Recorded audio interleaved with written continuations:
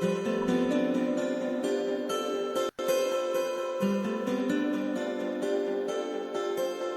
everyone, welcome to Building a Better Sefton. I'm Tim Short, and that, because it's sometimes in a different place when we finish the recording, is David Moorhead. David, how are you? How's the weather? I'm very good. The weather's it's not bad.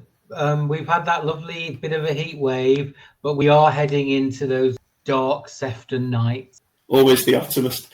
It's a real honour today to have Jack Colbert on. Jack is a local activist in South Sefton in the Seaforth area. He's a member of the Green Party, and he's also a potential candidate in upcoming council elections. So, Jack, thanks for coming on. How are you today? I'm fantastic. Few health issues, but I'm getting it up to be sorted out. Brilliant. Well, we wish you the best of health moving forward. But thanks for coming on today. And we've been trying to get you on for a while. You're a bit of a legend in Seaforth politics locally. Welcome, Jack. Obviously, this is Building a Better Sefton. So how do you feel in your role? You're going to build a better Sefton, and how are you going to do it? Well, it's going to be very hard because Labour is the dominant force within Sefton. And I just don't think they're doing a good job. If you want a better Sefton, is vote Labour out and put somebody else in who do a better job. Have you got anyone in mind? Yeah, I think the Green Party is very, very strong. I joined the Green Party because of Neil Doolin, the fantastic work he's doing. He reminds me of old Labour, where I was brought up. I was brought up in a very poor household in Seaforth. I was, you could say, indoctrinated by my parents to join the Labour Party and join the trade union with Labour through and through. And the Labour councillors and politicians them days used to live locally, knock on the door, come in for a cup of tea and work hard. And I think Neil Doolin is that old type of Labour individual, left of centre. Neil has been on the podcast as well. Okay. One thing we've noticed is the Greens and people in the Green Party feel at liberty to come on and talk about things and don't seem like they've got anything to hide and seem to be quite open. Yeah, very good. Yeah, and Neil came on and he's been doing a great job in Seaforth, which was a very, very safe Labour seat. So do you think that the Greens have got the potential to get a few more seats in local council elections? I think they do. I think they're very strong indeed. But it's convincing the residents of Sefton to vote for the Green Party. Basically what it is this historical thing. I've always voted Labour all my life and always will. That's changing. Well, people got to realise that Labour are not working for them in Sefton. And that's why you've got a bad services all over Sefton, from Bootle right to Southport, McGull, Aintree. That's why it's dominated by Labour. And Labour take the people's votes for granted. And they do nothing. They don't hardly any surgeries. They don't put leaflets out. And I think the Green Party is a strong party. And I think they'll do very well in power in Sefton. And what do you think of Zach Polanski being elected? You were talking about being left of centre, and you say you feel Neil's left of centre. Are you happy with Zach being the leader of the Greens moving forward? Well, Zach is a very great communicator, which the other two leaders wasn't very good. And he's very, very, as I say, a good communicator, and he's convincing what he says.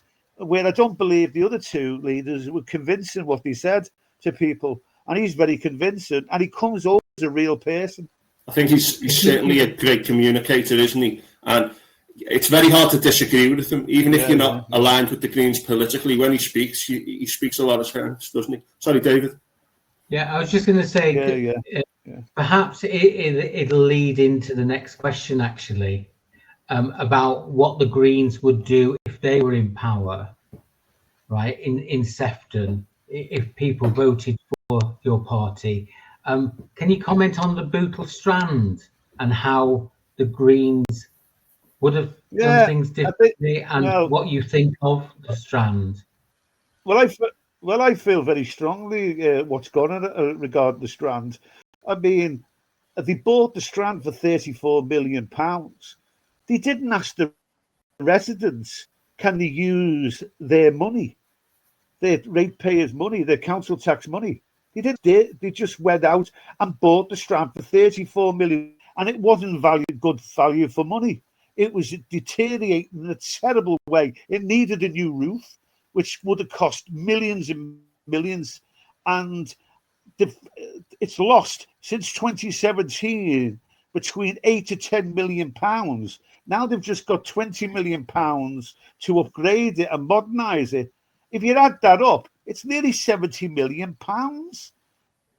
Good grief. Of taxpayers' money, and it's just not value for money. It's bad finance. It's ridiculous. 70 million pounds could have gone on lots of better services for the residents. Yeah, that's a thing that keeps coming up, and there are some people who said that Bootle needs a good centre and it's important to have these little town centres. There's been others who said the money could have been spent better elsewhere, maybe on other little smaller centres around Sefton, but it certainly is an ongoing issue, particularly with austerity and all the cuts, particularly given that there's meant to be big shortfalls in the next 3 years of up to 45 million as well.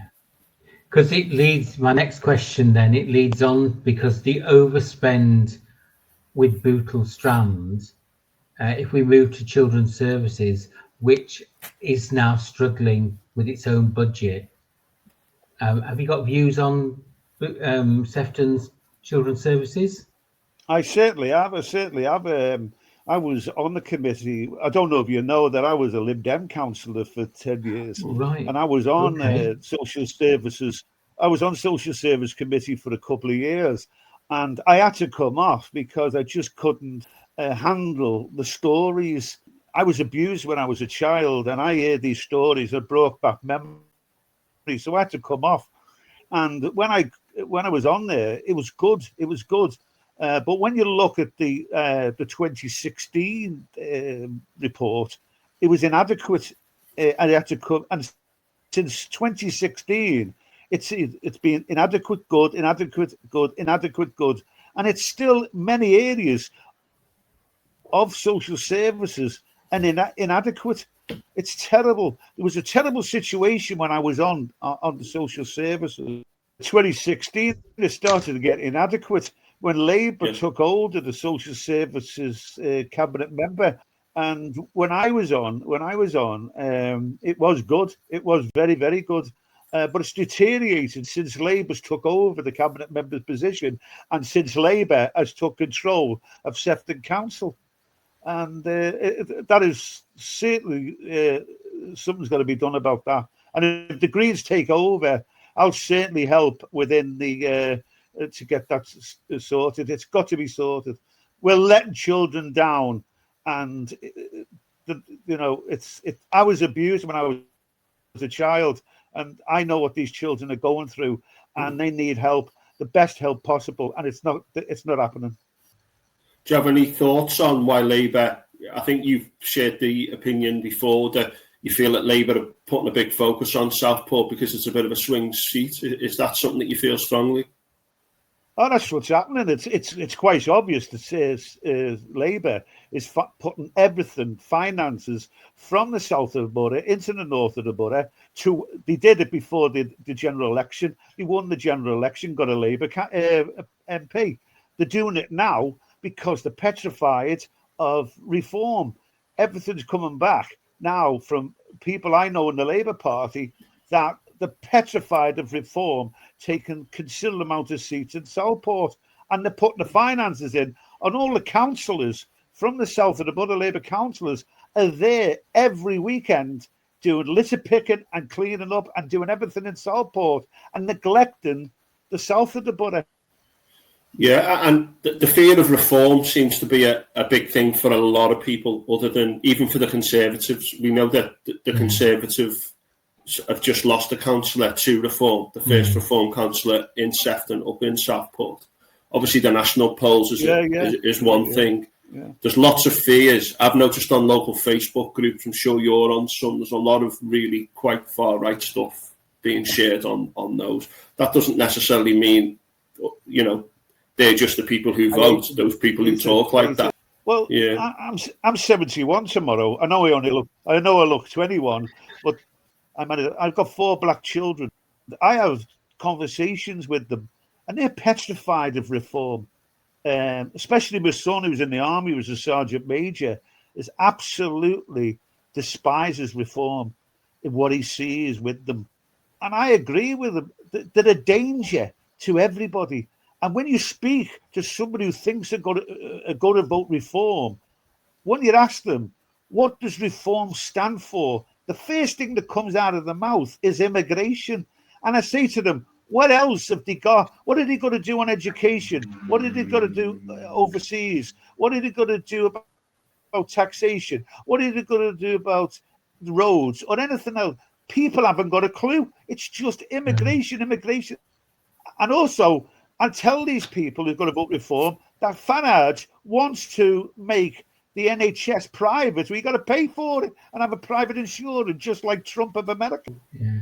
No, I would agree with you about reform, because if you look at their education policy, they want to stop teachers teaching certain parts of history.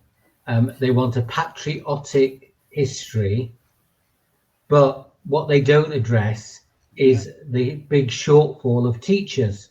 So we actually don't have enough teachers in the classroom. Reform aren't interested in that.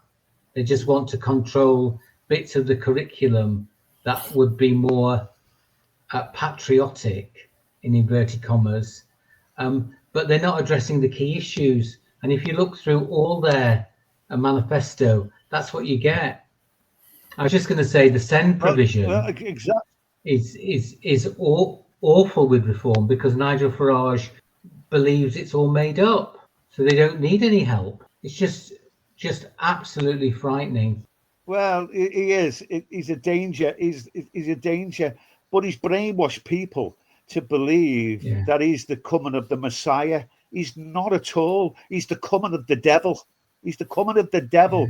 Yeah. Often, many people felt conned with the Brexit debate when he had the bus saying you get 365 million, was it, to the NHS, etc.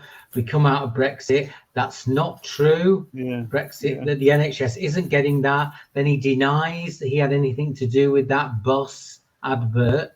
And they do say that once you've been conned, the con artist will return to that person and con them again. And I think the people who are voting for reform, are voting for failed Tories who con them about Brexit. But because it's got a new name, they think it will be different, which is just bizarre. I mean, this is what cracks me up with people. They're easy brainwashed nowadays. I'm 71 tomorrow, as I said, and I've seen it at every general election. I'm going to do this, I'm going to do that, I'm going to do this, I'm going to do that. And when they get in, they do nothing whatsoever. They do completely the opposite. Look at Boris Johnson. He conned Labour voters to vote for him. And look at him now. Yeah. He's a disgrace. Look what he's done. I keep telling these people, look at reform. They've only got one policy, and that's immigration. They've got nothing else. Don't vote for them. A wasted vote.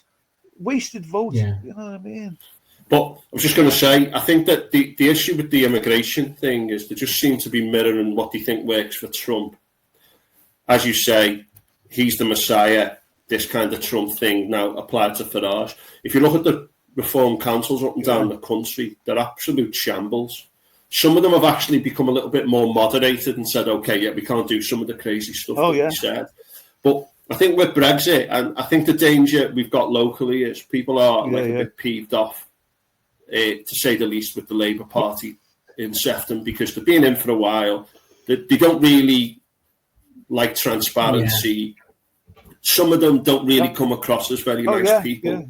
And like Brexit, it's an anti-politics and a kind of angry response to things that means that people say, vote for reform, give them a chance, we need a change, we need something. But this isn't the kind of change that we're talking about in the past, where the Conservatives or Labour come in or whoever, where then you've got a chance of voting them out.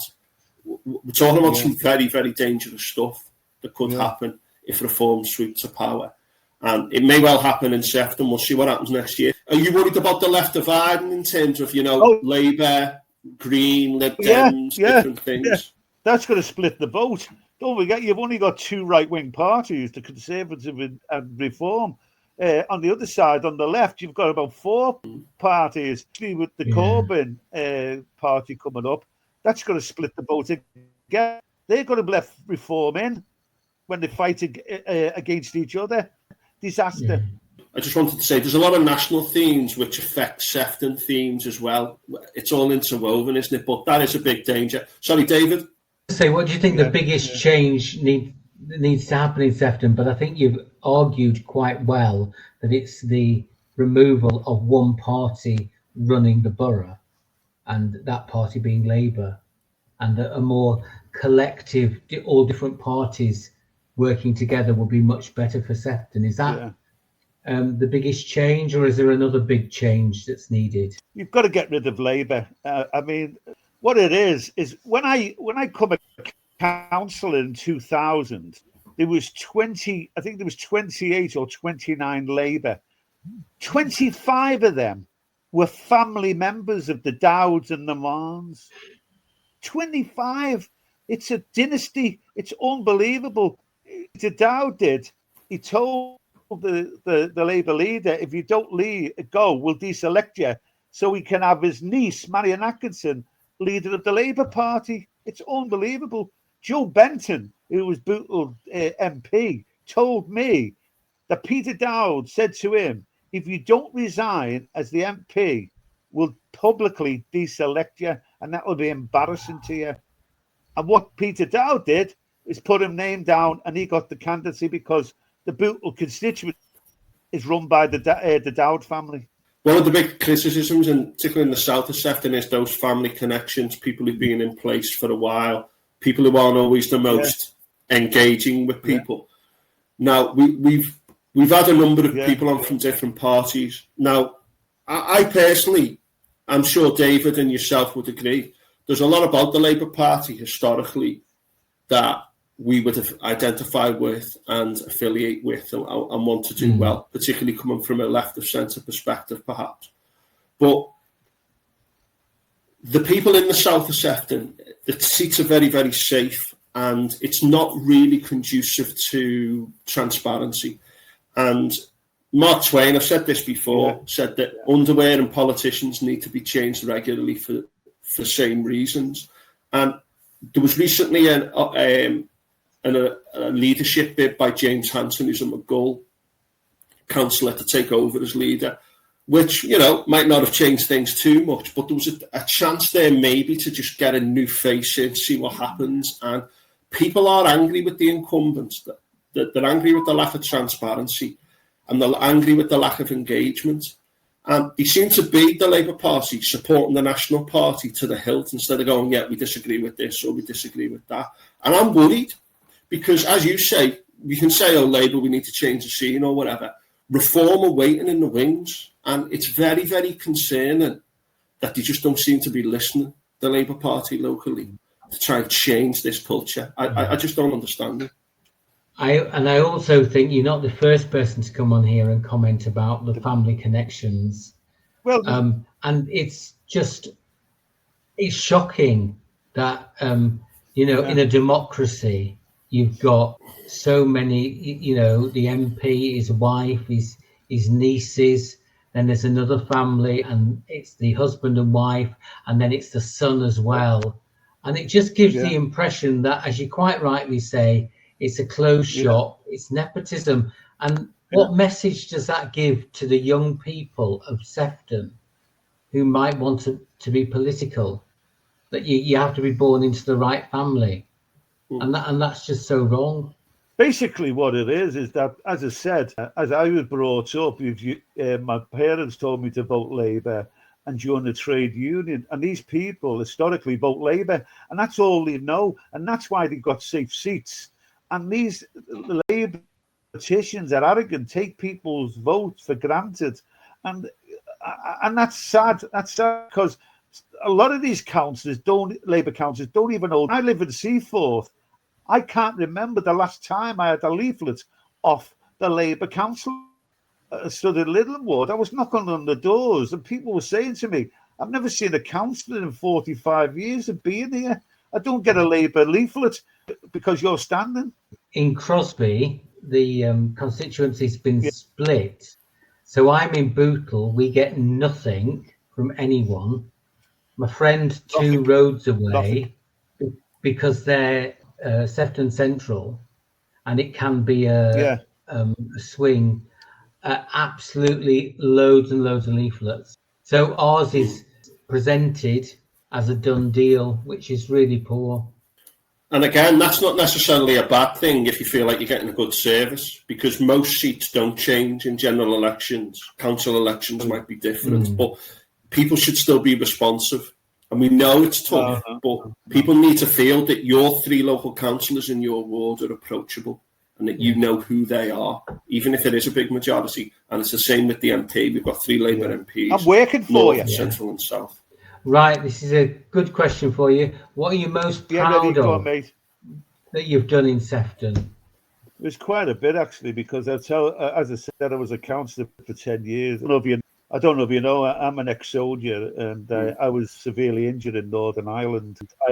I help British service personnel, and I see, especially with the winter fuel allowance going last year, that was absolutely horrendous for pensioners. But I think the best achievement is when I was a councillor of Aintree, that had got a new doctor's surgery. Me and a parish councillor, Peter Gill, campaigned, and we worked with the health authority to get a brand new state-of-the-art doctor's surgery on Oriel Drive.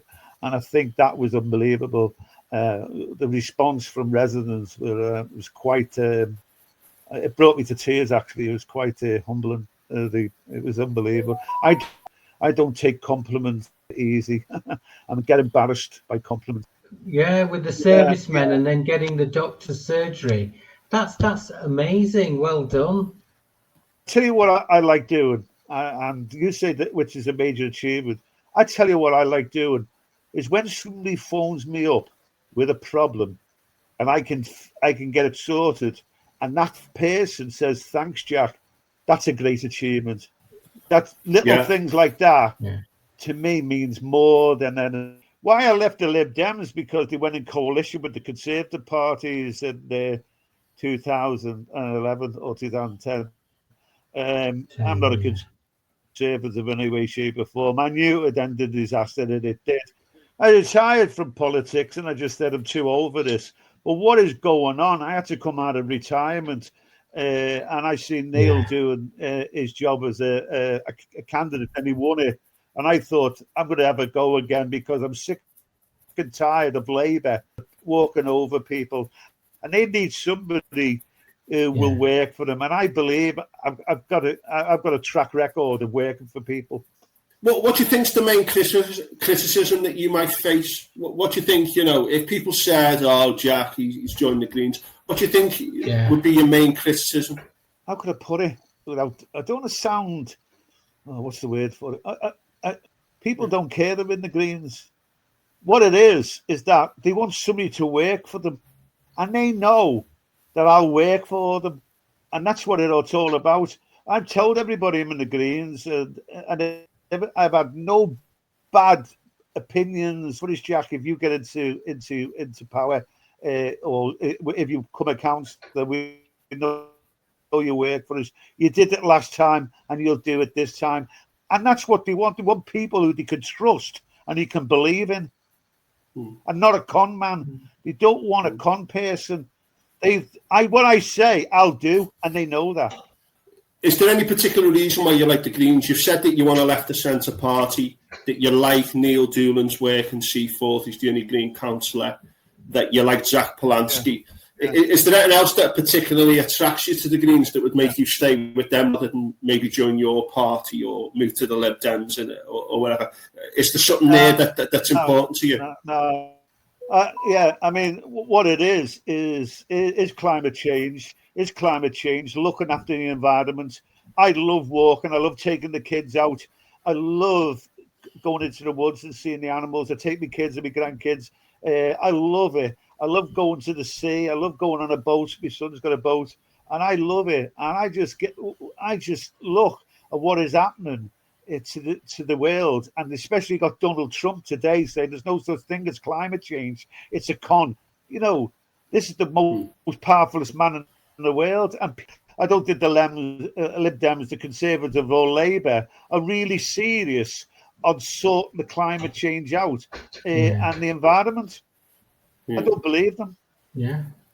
And do you know there's been a few issues with air pollution in the Seaforth area and in the Church Road area. Is there any particular? Do you know too much about that? Because there's huge area issues around that main road. So you've got the Port of Liverpool down at the docks, the Freeport. You've got Switch Island. They were going to do a big road through the Rimrose Valley, which is one of the only green areas of South Sefton.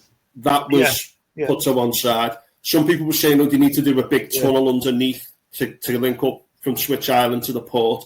That was apparently too expensive. But the people who live on Church Road and its environs, there's been a lot of work done on the high levels of pollution. Now, Sefton Council seem to be in denial about that and not really wanting to engage. Have you got any opinions on that issue or any other environmental issues in the Seaforth area? Oh, yeah.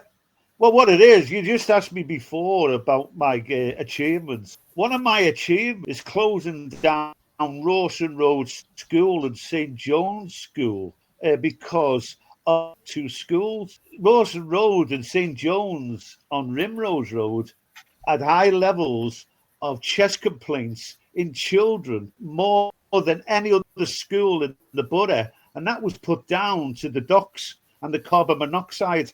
And I worked with Liverpool. The pollution, I live by the docks.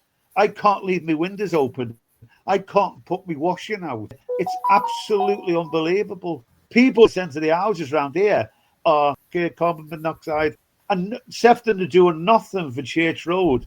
Marion Atkinson had a phone in on Radio Merseyside. I went on and asked Marion Atkinson, what are the Labour's plans to stop the carbon monoxide fumes on Church Road? And she didn't have a clue. She didn't have a clue. I said, I don't want one of the children to die on Church Road of carbon monoxide poison.